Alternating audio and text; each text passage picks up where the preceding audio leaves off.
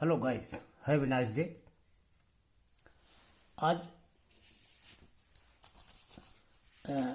हम analysis of cantilever truss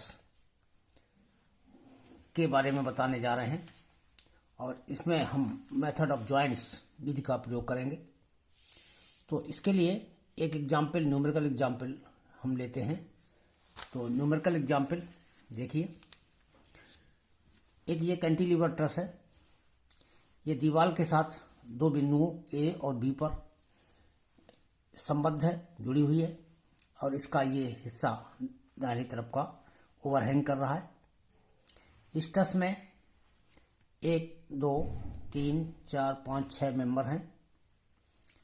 इसके किनारे पर एक वर्टिकल लोड 12 किलो न्यूटन का लगा हुआ है। इसका बेस जो है टोटल 8 मीटर लंबा है और इसकी हाइट जो है ये 3 मीटर की ऊंचाई है। तो जब ये हाइट यहाँ पर दी गई है और ये बेस का स्पान दिया हुआ है, तो यहाँ पर हमको जितने इंक्लाइंड मेंबर हैं उनके चूंकि कंपोनेंट करने होते हैं, इसलिए सबसे पहला काम तो ये इसमें करना होगा कि हम इंक्लाइंड मेंबर का हॉरिजॉन्टल के साथ कितना एंगल बन रहा है, इंक्लिनेशन क्या है, उसकी गणना कर लें। तो प्रश्न में एंगल की वैल्यू नहीं दी हुई है, केवल ये इनके बेस विड्थ ये दूरी दी है और ये हाइट दी हुई है। इसी के आधार पर हम इस कोण की को एस्टिमेट करते हैं। तो जब कोण की वैल्यू नहीं दी होती है तो फिर हम हॉरिजॉन्टल के साथ इसका कोण थीटा मान लेते हैं। अब हम इस ट्रायंगल में देखें, यहाँ से यहाँ तक की दूरी हमारी 4 मीटर की है, यहाँ से यहाँ तक की दूरी ये 3 मीटर की है। तो इस तरह से ये एक राइट एंगल ट्रायंगल है जिसकी एक भुजा 3 है, दूसरी भुजा 4 मीटर में है। तो इसका जो है कर्ण जो है ये हमारा 5 मीटर का हो जाएगा। आपने 3, 4, 5 का एक समकोण त्रिभुज अच्छी तरह से सुना होगा। वैसे भी अगर हम ये नहीं भी सुना है तो पाइथागोरस प्रमेय के द्वारा हम इस कर्ण की वैल्यू निकाल लेते हैं। √3 का वर्ग प्लस 4 का वर्ग, जब अंडर करेंगे तो ये 5 आ जाएगा। तो इस तरह से ये वैल्यू 5 हो गई। अब हम इसी एंगल से साइन थीटा की वैल्यू नोट कर लेते हैं। तो यहाँ पर हम ये ट्रायंगल अलग से भी बना सकते हैं। संकेत के लिए ये 3 की भुजा वर्टिकल है, बेस हमारा 4 मीटर का है, तो इसका कर्ण 5 का हो गया। ये बेस एंगल थीटा है। तो इस थीटा के लिए साइन थीटा की जो वैल्यू है वो 3/5 के बराबर होगी और कॉस थीटा की वैल्यू 4/5 के बराबर होगी। तो ये हम दोनों वैल्यूज यहाँ नोट करके रख लेते हैं, क्योंकि जहाँ कहीं भी साइन थीटा आएगा उसके स्थान पर हम 3/5 लिख लेंगे और जहाँ कॉस थीटा आएगा उसके स्थान पर हम 4/5 लिख लेंगे। तो ये हमारे लिए आवश्यक होता है। या तो कोण दिया हो तो उसके अनुसार हम कोण की वैल्यू ज्ञात करते हैं, और नहीं दिया है तो उनकी भुजाओं के अनुपात में कोण थीटा मान लेते हैं और थीटा की वैल्यू इस तरह से साइन थीटा और कॉस थीटा के पदों में ज्ञात कर लेते हैं। तो ये हमारा क्वेश्चन हो गया। इसके बाद का स्टेप होता है जॉइंट मेथड में। हम ट्रस, ये जो कैंटिलीवर ट्रस है, इसकी एक विशेषता होती है कि इसमें इसके ओवरहैंग वाले सिरे पर जहाँ कहीं भी भार लगा होता है या सबसे किनारे वाले पर या जिस बिंदु पर भी भार लगा है, उसमें कैंटिलीवर ट्रस में एक बिंदु ऐसा जरूर मिल जाता है जहां पर ज्ञात बल कम से कम 1 हो और अज्ञात बल 2 से अधिक न हो। जैसे कि यहाँ पर डी पॉइंट पर अगर हम देखते हैं तो ये बल जो है 12 किलो न्यूटन का, ये तो ज्ञात है, और इन 2 मेंबर्स में जो बल होंगे वो अज्ञात हैं। तो इस तरह से ये है, इस बिंदु से हम एनालिसिस करके इन दोनों बलों के मान ज्ञात कर सकते हैं। तो ये सबसे विशेषता है कैंटिलीवर ट्रस में। बिना आलम्ब की प्रतिक्रियाएं ज्ञात की हुई, जहां पर ये दीवार से जुड़ा हुआ है, उन प्रतिक्रियाओं को बिना ज्ञात किए हुए ही हम इस बिंदु के आंतरिक मेंबर्स में आंतरिक बलों की गणना प्रारंभ कर सकते हैं, और इन्हीं के माध्यम से बाद में करते हुए फिर हमको ये प्रतिक्रियाएं भी आसानी से ज्ञात हो जाती हैं। तो इस क्वेश्चन को सॉल्व करने से पहले हम इसके जितने मेंबर हैं उन सभी में एक निश्चित प्रकार का यानी तनन बल प्रत्येक मेंबर में एज्यूम कर लेते हैं। यानी हम ये मान लेते हैं कि इसके प्रत्येक मेंबर में तनन बल उत्पन्न हो रहा है। तो तनन बल का जो चिन्ह कैसा लगाया जाता है, इनवर्ड लगाया जाता है, ये हम पिछले वीडियो में समझा चुके हैं। तो ये अंदर की ओर को हम ये चिन्ह लगा देते हैं और इस मेंबर में हम तनन बल को एक नाम दे देते हैं T1। इसका दूसरी प्रॉपर्टी भी थी, FDC भी DE लिख सकते हैं। ये हमारा दूसरा सिस्टम है। हम ये मेथड भी है, इसको एक पर्टिकुलर नाम दे दीजिए। मान लीजिए ये बल, इसमें बल T1 है, दूसरे में बल T2 है। ऐसे ही हर एक मेंबर में बलों के नामकरण कर दीजिए, T1, T2, T3, T4, T5, T6 etcetera. दूसरा मेंबर हमारा ये है, इसमें हमने तनन माना, इसको T2 लिख लिया, इसमें तनन माना, इसको T3 लिख लिया। ऐसे एक सीरियल से चले आइए, इसको हमने T4 लिख लिया, इसको T5 लिख लिया, इसको, यानी सब में टेंशन है, टेंशन के लिए ही ये T लिखा गया है। तो टेंशन मानते हुए और उसमें इनके अलग अलग बल हैं। अब इसके बाद हम प्रतिक्रियाओं को बिना ज्ञात किए हुए पहले डायरेक्ट इसके स्वतंत्र सिरे से या सबसे आखिरी सिरे से हम स्टार्ट करते हैं इसके मेंबर्स में बलों की गणना। तो मेंबर्स में बलों की गणना करने के लिए सबसे पहले हम लेते हैं एट पॉइंट डी। तो यहां पर देखिए एट पॉइंट डी, हाँ, तो डी पॉइंट पर हम संतुलन के लिए समीकरण बनाते हैं स्टैटिक्स के बेसिक रूल्स के अनुसार। बेसिक रूल्स क्या होते हैं स्टैटिक्स के? वही सिग्मा H इक्वल टू 0 और सिग्मा V इक्वल टू 0। तो पहले हम इन्हीं दो के आधार पर समीकरण बनाते हैं। देखिए डी बिंदु पर कुल बल कितने लग रहे हैं, पहले तो बलों की संख्या ज्ञात कर लें। 1, 2, 3 बल लग रहे हैं। ये डी बिंदु पर 3 बल लग रहे हैं, इनमें से एक बल ज्ञात है और 2 बल अज्ञात हैं। तो जब सिग्मा H इक्वल टू 0 का मतलब होता है कि इस पर लग रहे सभी बलों के क्षैतिज घटकों का बीजगणितीय योग 0 होता है। तो इसमें प्रत्येक बल का हॉरिजॉन्टल कंपोनेंट हम करते जाएंगे। तो एक तरफ से उठाइए T1 हमारा क्षैतिज के साथ थीटा कोण पर झुका हुआ है, इसलिए इस T1 बल का हॉरिजॉन्टल कंपोनेंट कितना होगा? T1 into cos theta. तो यहाँ पर देखिए T1 इंटू कॉस थीटा, इसका ये कंपोनेंट हो गया। और ये हमारा किस डायरेक्शन में आ रहा है? माइनस डायरेक्शन में आ रहा है, इसलिए इसके साथ माइनस चिन्ह लगाया। और दूसरा बल ये है, ये वाला, तो ये बल T2 है, तो ये भी माइनस डायरेक्शन में है, इसका कोई कंपोनेंट नहीं होगा क्योंकि ये प्योरली हॉरिजॉन्टल में ही है। तो ये माइनस का T2 लिखा जाएगा। ये फोर्स हमारा वर्टिकल डायरेक्शन में है, इसका हॉरिजॉन्टल कंपोनेंट 0 होगा, इसलिए इसको लिखने की आवश्यकता नहीं है। तो केवल हॉरिजॉन्टल कंपोनेंट में ये दो बल आए, माइनस का T2 और माइनस का T1 कॉस थीटा बराबर 0। ये हमारी इक्वेशन नंबर 1 हो गई। इसके बाद सिग्मा V इक्वल टू 0 के आधार पर, यानी सबके वर्टिकल कंपोनेंट हम निकालेंगे। तो T1 का जो वर्टिकल कंपोनेंट होगा, थीटा कोण इधर है तो वर्टिकल कंपोनेंट हो जाएगा T1 साइन थीटा, और इसकी डायरेक्शन क्या होगी? ऊपर की ओर होगी। जब ऊपर की ओर डायरेक्शन है तो इसका चिन्ह प्लस का लिखा जाएगा, इसीलिए T1 साइन थीटा को यहाँ पर प्लस में लिखा गया है। और ये 12 किलो न्यूटन का जो बल है ये हमारा डाउनवर्ड डायरेक्शन में कार्य कर रहा है, इसलिए इस बल को जो है माइनस में लिखा गया है। तो -12, ये बल हॉरिजॉन्टल में है, इसलिए इसका वर्टिकल कंपोनेंट नहीं होगा, 0 होगा, तो इसको लिखने की आवश्यकता नहीं। केवल इसका वर्टिकल कंपोनेंट ऊपर की ओर है और ये हमारा डाउनवर्ड डायरेक्शन में है, तो माइनस का 12 बराबर 0 हो गया। इस तरह से ये हमारी दूसरी समीकरण प्राप्त हुई। अब देखिए जरा इन दोनों समीकरण में, जो हमारी दूसरी समीकरण है उसमें केवल एक ही बल है, T1 अज्ञात है। साइन थीटा की वैल्यू यहाँ से हमको मालूम है कि ये 3/5 है, ये 12 है। बस इसको सिंपली सॉल्व कर लेंगे, 12 को इधर पक्षांतर करेंगे तो ये प्लस का 12 हो जाएगा, और यहाँ पर ये 3/5 है तो ये 5/3 यहाँ हो जाएगा। तो ये 3 चौको 12 और 4 पंचे 20। इस तरह से T1 का मान जो है यहाँ से 20 किलो न्यूटन ये ज्ञात हुई। एक सिंपल कैलकुलेशन है, ये हम आसानी से कर सकते हैं। तो ये T1 का मान 20 ज्ञात हो गया। अब हमने T1 का मान उठा करके समीकरण 1 में रख दिया, तो अब दूसरा अज्ञात रह गया हमारा T2। जब हम इसको सॉल्व करेंगे तो इसका मान हमारा माइनस का 16 किलो न्यूटन यहाँ से प्राप्त हो जाएगा। तो इस तरह से इन दोनों बेसिक इक्वेशन को सॉल्व करके हम T1 और T2 दोनों बलों के मान ज्ञात कर लेते हैं।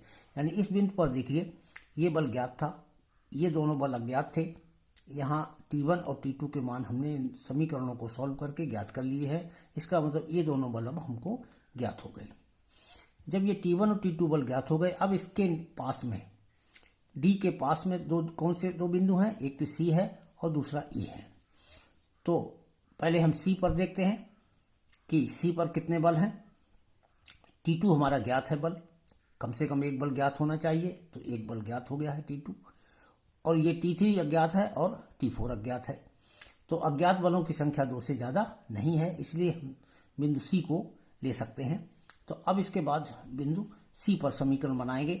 तो बिंदु C पर समीकरण बनाने के लिए एट C, यहाँ से देखिए एट C पॉइंट पर, अब देखिए C पॉइंट पर हॉरिजॉन्टल डायरेक्शन में कितने फोर्स लग रहे हैं, इनमें कोई भी बल इंक्लाइंड नहीं है। पहली बात तो यहाँ से देखिए, इसलिए किसी का कंपोनेंट करने की जरूरत नहीं है, सीधे सीधे बल लिखे जाएंगे। T2 बल जो है ये हमारा, ये बल जो है T2 है, ये T2 बल हमारा पॉजिटिव डायरेक्शन में है, तो प्लस का T2 लिख लिया। ये T4 हमारा माइनस डायरेक्शन में है, तो ये माइनस का T4 लिख लिया। तो हॉरिजॉन्टल में यही दो बल हैं, इसका कोई हॉरिजॉन्टल कंपोनेंट नहीं होता है। तो T2 माइनस T4 बराबर 0, ये एक समीकरण हो गई, यानी तीसरी समीकरण हो गई। और वर्टिकल डायरेक्शन में देखिए कितने बल हैं, एक ही बल है जो कि वर्टिकल में है और वो भी ऊपर की ओर है। तो T3 यहाँ लिखिए और प्लस का लिखिए, तो प्लस T3 बराबर 0, क्योंकि दूसरा कोई बल ही नहीं है, तो इसका बराबर 0। ये हमारी चौथी समीकरण हो गई। समीकरण 3 और 4 को हम देखते हैं, तो T3 यहाँ से 0 ज्ञात हो ही गया, तो T3 की वैल्यू 0 है। और यहाँ से T4 बराबर T2 हो जाएगा, T4 बराबर T2 हो जाएगा पक्षांतर करने पर। तो जो T2 हम ज्ञात कर चुके हैं पहले से, तो T2 की वैल्यू जो है ऊपर आपको मालूम है माइनस का 16 है, तो T4 बराबर T2 है, तो T4 का मान भी माइनस 16 किलो न्यूटन इस तरह से ज्ञात हो गया। तो ये हमने इस बिंदु पर शेष दो बल थे अज्ञात, इनको भी ज्ञात कर लिया। अब देखिए ये बल ज्ञात हो गया है, ये ज्ञात हो गया है, ये ज्ञात हो गया है। तो इसके बाद हमारा ये पॉइंट ऐसा है जहां पर ये दो अज्ञात हैं, बाकी ये दोनों ज्ञात हो चुके हैं। तो अज्ञात बल दो इसी पॉइंट पर हैं, तो यहाँ से हम यहाँ पर हम इक्वेशन बना सकते हैं। तो पहले इसके बाद अगला पॉइंट ई ले लिए। तो ई पॉइंट पर जो हम इक्वेशन बनाते हैं, तो यहाँ देखिए एट ई पॉइंट पर देखिए एक ये इंक्लाइंड फोर्स है, एक ये इंक्लाइंड फोर्स है, ये वर्टिकल डायरेक्शन में है, ये हॉरिजॉन्टल डायरेक्शन में है। इसका इंक्लिनेशन कितना है, इसका है थीटा हॉरिजॉन्टल के साथ, तो इसका भी हॉरिजॉन्टल के साथ ये कोण थीटा ही होगा। ये एक अंतर कोण है, तो ये क्षैतिज रेखा अगर हम डॉटेड लाइन खींच लेते हैं तो क्षैतिज के साथ ये थीटा कोण बनाएगी। इसलिए इस बल का हॉरिजॉन्टल कंपोनेंट कितना होगा, T1 इंटू कॉस थीटा। तो T1 कॉस थीटा देखिए हॉरिजॉन्टल कंपोनेंट यहाँ पर लिख लिया। तो ये तो T1 कॉस थीटा, ये प्लस डायरेक्शन में है इसलिए इसको प्लस में लिखा गया है। इसका T5 का देख लीजिए, T5 इंटू ये भी एंगल हमारा थीटा के ही बराबर होगा, क्योंकि ये थीटा है तो ये भी थीटा होगा। तो ये T5 कॉस थीटा हो गया। तो T5 कॉस थीटा, इसकी डायरेक्शन माइनस डायरेक्शन में है इसलिए इसको माइनस में लिखा गया है। इसके बाद ये T6, ये भी हमारा हॉरिजॉन्टल डायरेक्शन में लगा हुआ है, इसका कंपोनेंट नहीं होगा क्योंकि ये प्योर हॉरिजॉन्टल डायरेक्शन में है। तो ये T6 हमारा माइनस का हो गया, माइनस डायरेक्शन में होने की वजह से। तो कुल इतने बल हैं जो कि हॉरिजॉन्टल में है। एक ये बल बचा था, ये वर्टिकल डायरेक्शन में है, इसका हॉरिजॉन्टल कंपोनेंट 0 होगा, इसलिए इसको लिखने की आवश्यकता नहीं है। तो ये हमारी इक्वेशन हो गई सिग्मा H इक्वल टू 0 के आधार पर। ये इक्वेशन नंबर 5 हुई। इसी तरीके से अब इसमें सिग्मा V इक्वल टू 0 की इक्वेशन बनाइए। देखिए वर्टिकल डायरेक्शन में हर एक फोर्स का वर्टिकल कंपोनेंट करते चलिए। T1 का वर्टिकल कंपोनेंट क्या हो जाएगा, T1 साइन थीटा हो जाएगा, ये हमारा नीचे की ओर आएगा, तो नीचे की ओर माइनस लिखा जाएगा। तो T1 साइन थीटा को हमने माइनस में लिखा। फिर ये हमारा T3 है, ये हमारा डाउनवर्ड डायरेक्शन में है, ये भी माइनस डायरेक्शन में है, तो माइनस का T3 लिख लीजिए। इसके बाद ये T5 है, T5 साइन थीटा, ये भी डाउनवर्ड डायरेक्शन में हो जाएगा, तो ये भी माइनस में लिखा जाएगा, माइनस T5 साइन थीटा। और ये हमारा प्योर हॉरिजॉन्टल में है, इसका वर्टिकल कंपोनेंट होगा नहीं, तो इसको नहीं लिखने की जरूरत है, केवल इन तीन बलों की वर्टिकल कंपोनेंट लिख लिए हमने, बराबर 0 रख दिया। ये इक्वेशन नंबर 6 हो गई। अब इक्वेशन नंबर 6 में हम देखते हैं कि हमारे पास T5 और T6 दो अननोन है। इसमें भी T5 T6 आया है और इसमें केवल T5 आया है। इसमें T3 हमको पता है पहले से और T1 भी हमको मालूम है। तो इन दोनों के मान हम यहाँ रख देंगे और इसको रख करके T5 का मान यहाँ से निकाल लेंगे। जब यहाँ से T5 का मान ज्ञात हो जाए तो T5 का मान इसमें रख देंगे। T1 पहले से ज्ञात है, T6 भी ज्ञात हो जाएगा।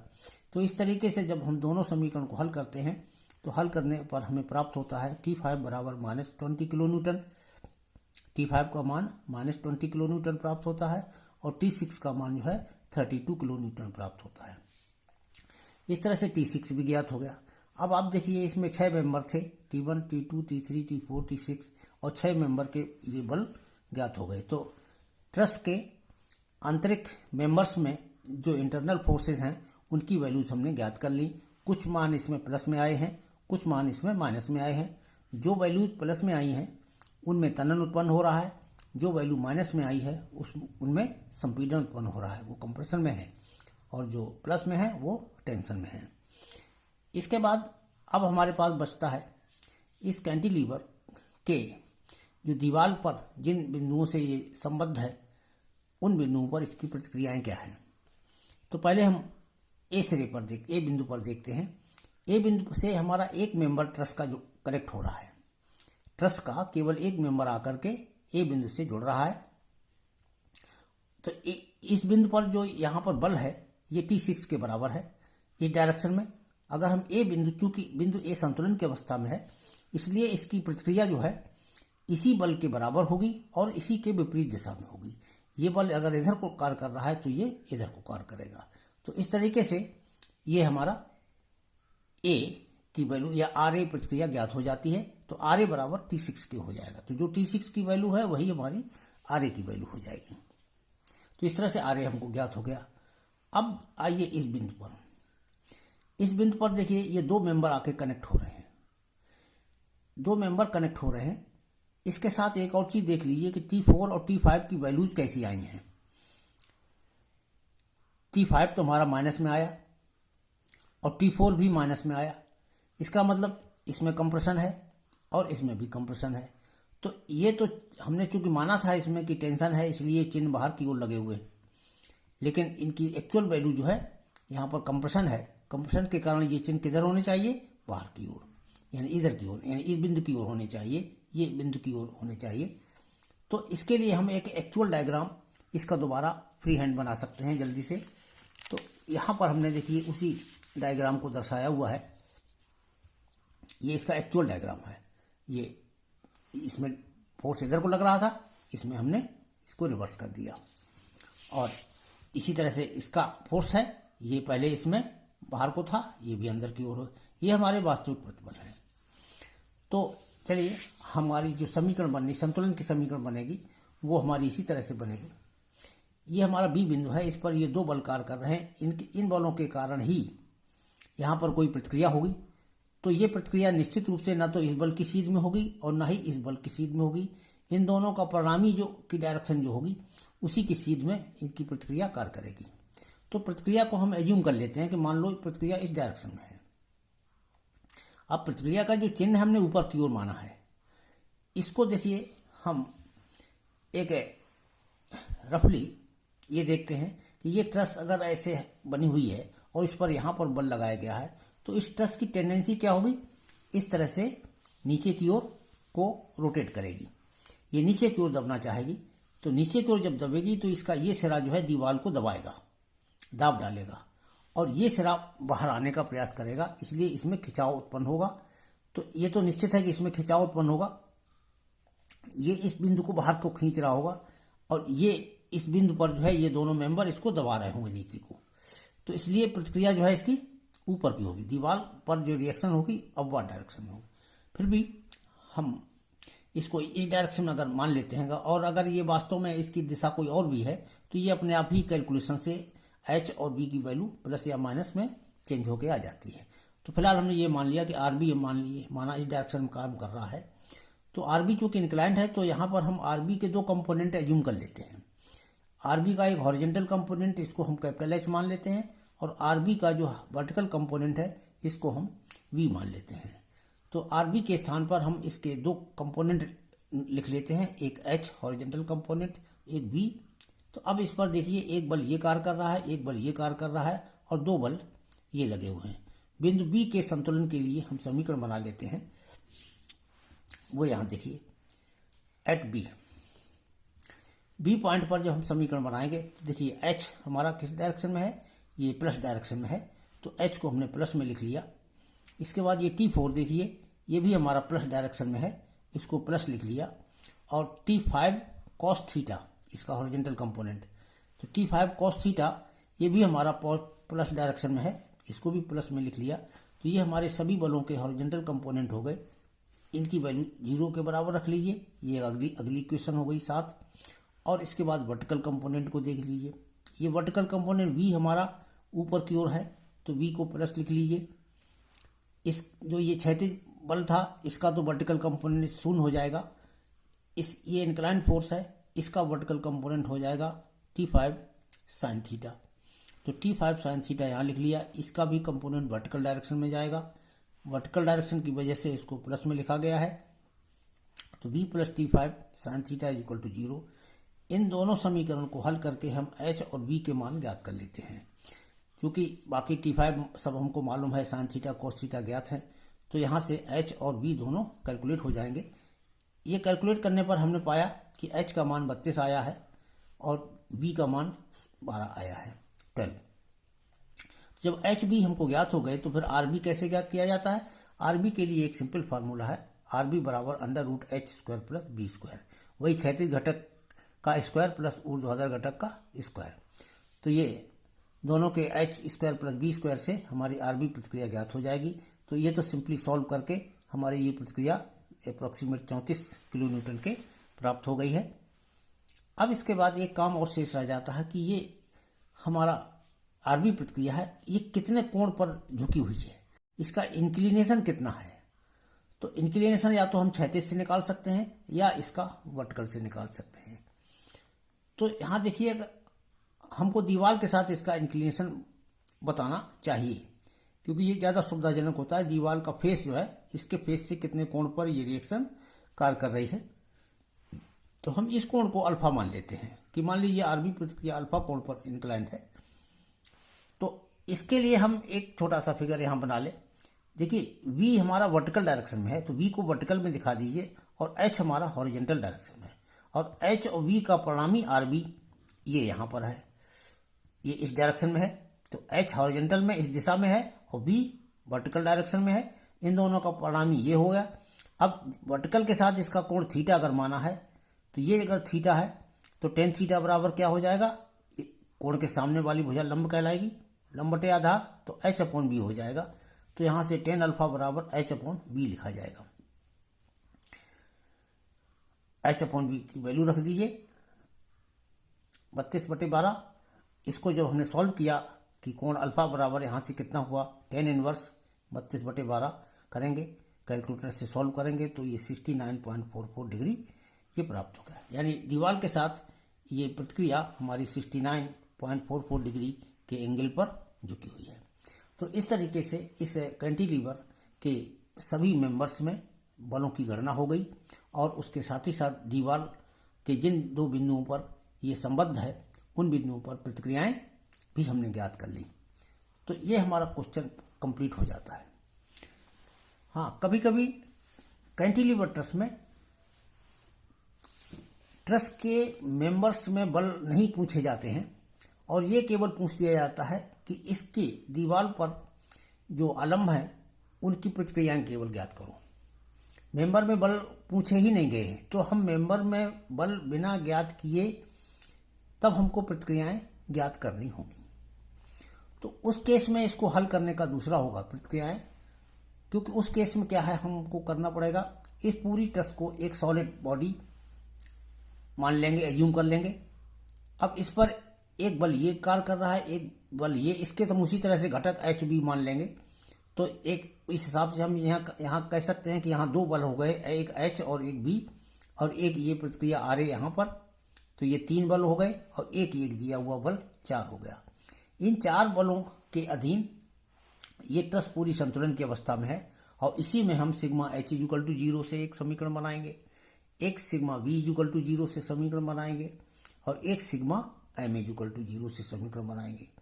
तो सिग्मा इन तीनों से हमको तीन अज्ञात हैं, RA, H और V। तो RA ज्ञात हो जाएगा, H ज्ञात हो जाएगा। जब H भी ज्ञात हो जाए तो फिर RB भी ज्ञात हो जाएगा और जब RB ज्ञात हो गया तो इसके बाद हम इसका ये कोण भी ज्ञात कर लेंगे। तो इसका बिना इसके मेंबर्स में आंतरिक बलों को ज्ञात किए हुए भी प्रतिक्रियाएं कभी कभी पूछ दी जाती हैं। उस केस में हम डायरेक्ट इसको एक बॉडी मान करके केवल एक बल, दूसरा बल, तीसरा बल और चौथा बल, इन चारों बलों के संतुलन की समीकरण बना करके हम ये दोनों प्रतिक्रियाएं डायरेक्ट भी ज्ञात कर सकते हैं। तो कैंटिलीवर ट्रस में बस इतना है और अगले वीडियो में हम सेक्शन मेथड के बारे में बताएंगे, analysis of truss by section method. Thank you.